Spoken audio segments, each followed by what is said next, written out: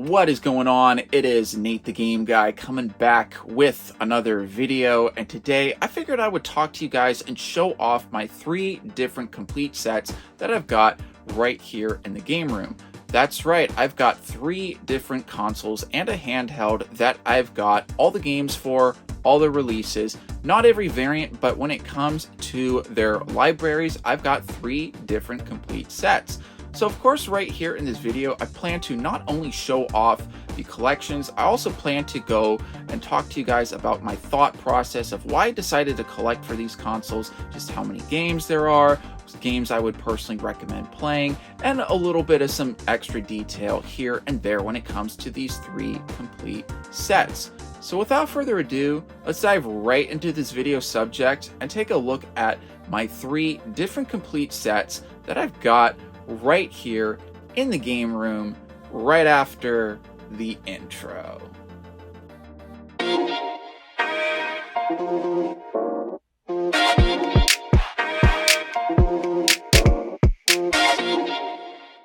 Now I'm going to kick the video off right here by showing off my most recent completed set right here, which is the Nokia N-Gage. Right here are all 54 North American retail releases for the N-Gage. I'm not going to lie, I think that the N-Gage has a pretty solid lineup of games. I mean, it's got some pretty heavy hitter IPs on there. There's Call of Duty, Crash Bandicoot, Sonic the Hedgehog, Tom Clancy, Tomb Raider, Elder Scrolls. Those are some pretty big names that are on a failed handheld.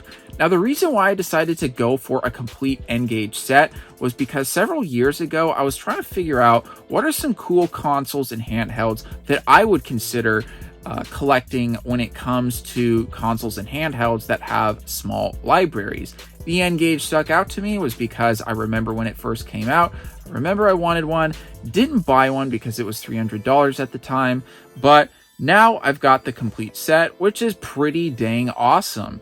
And I remember when I first started completing for this, or going for this set, I remember that the games were relatively cheap. They weren't like thrift store like cheap, like Madden and all that, but you know, they weren't really like super expensive. Of course, things have changed as the years have gone by, and I'm not gonna lie, there's definitely some games on there that are pretty rare to find.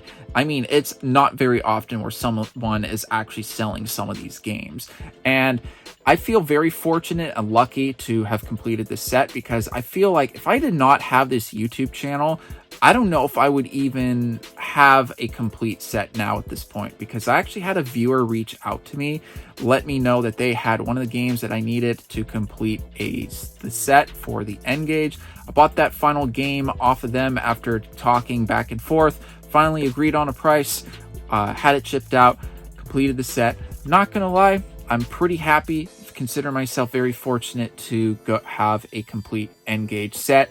A lot of the games are not easy to find these days. I mean, of course, when it comes to the more common titles like Sonic N, Call of Duty, those are pretty easy to find. But once you are looking for games such as, you know, Asphalt Urban GT2 and Mile High Pinball and High Seas and games like that, that's where you're going to have a little bit of some trouble when it comes to going for a complete set. But yeah, right here is my most recent completed set, which is the N-Gage.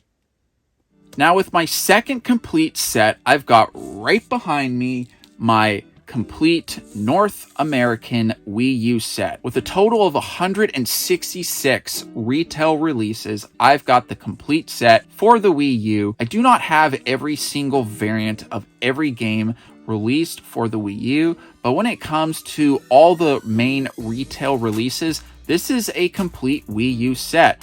Now, the reason why I decided to complete the Wii U set was because when I was looking at different consoles at the time, I couldn't help but notice when I walked into my local game store, I couldn't help but see that all the Wii U games at the time were so cheap, especially because they were clearancing them out, trying to make room for extra games coming into their store.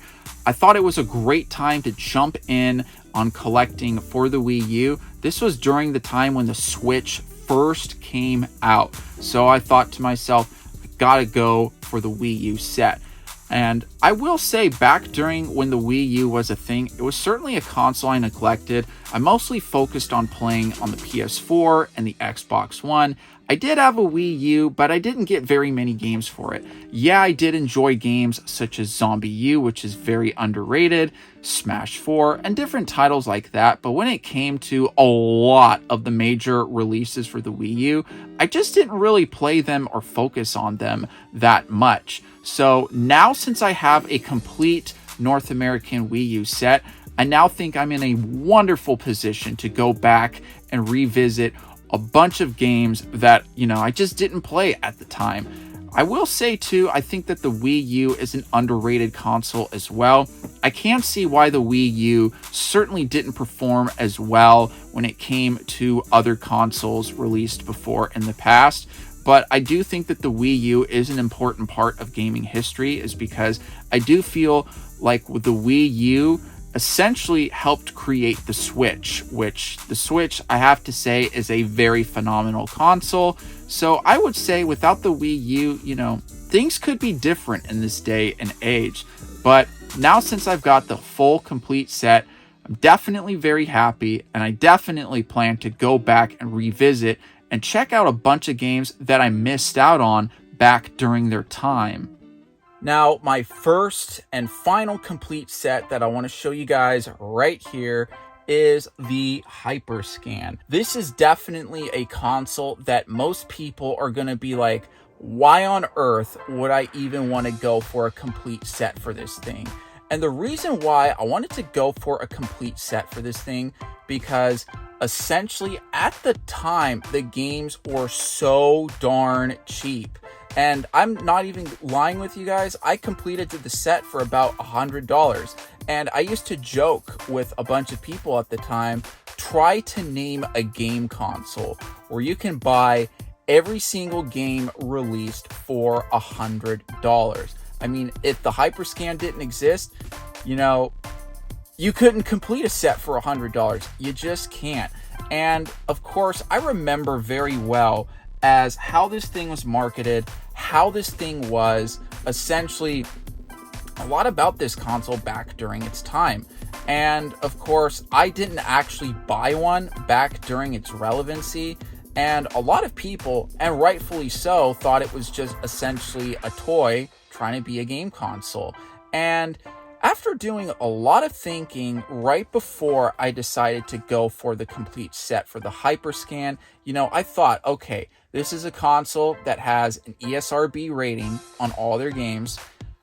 Angry Video Game Nerd, clearly thought it was legitimate enough to make a review video about it. Otherwise, I'm sure, he wouldn't make a review about it. I mean, you don't see James Rolfe making videos about leapfrog consoles, right?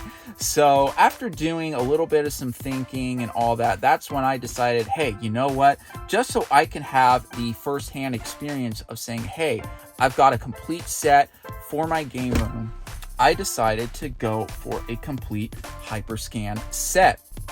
Literally only 5 games made for the console. And another reason too why I decided to go for a complete set was because at the time I felt very nostalgic for things from the year of 2006.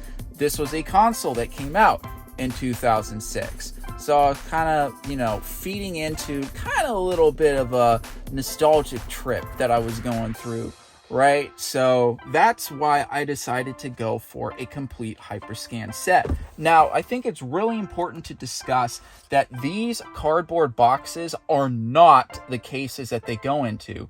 Once you open this up, there is a deck of cards inside. There is a white sleeve inside. Inside of that white sleeve is where the game is stored. Of course, you also come with your instruction manual as well inside of those cases. But here's the other thing to talk about too. Inside of this case right here, not the original case clearly, is my copy of X-Men. Originally, it came in this white sleeve right here. Every Hyperscan console came with a free copy of X-Men, and it did not come in one of those cardboard cases. It just came with the white sleeve and the instruction manual that you can see right here. Of course, here's the deck of cards that the game comes with. but I decided to put it right into this case just so the game gets a little bit of some extra protection as it comes right here into the game room. But yeah, call me crazy, but I thought at the time, I was like, you know what? I'm gonna go for a complete Hyperscan set. Do I regret it? Absolutely not. I finally had firsthand experience of what it's like to own a complete set, and I was able to look at something that gave me memories of 2006, even though I never owned this thing. Do I recommend playing games off of the Hyperscan? Well, normally I believe that every game console has at least one game that's worth playing on there. Now, with the case of the Hyperscan, I would say no. There's nothing really on there that's worth playing. But again, those are all of my 3 complete sets. Are there any complete sets that you guys are going for? Comment in the comment section down below. I can't wait to hear from you. Of course, what are some of your favorite complete sets that I've got right here in the game room? Which ones happen to be the ones where like, yeah, that's definitely really cool. Can't wait to hear from you guys. I certainly enjoyed making this video. And of course, I can't wait to hear from you guys and see you guys next time. Hey guys, thank you so much for checking out my video. Please be sure to check out these videos here, here, and here. After all, I post a lot of content when it comes to game collecting tips, and other video game related subjects. So be sure to keep an eye out every Monday and Friday where I upload consistently, and I'll be seeing you guys next time.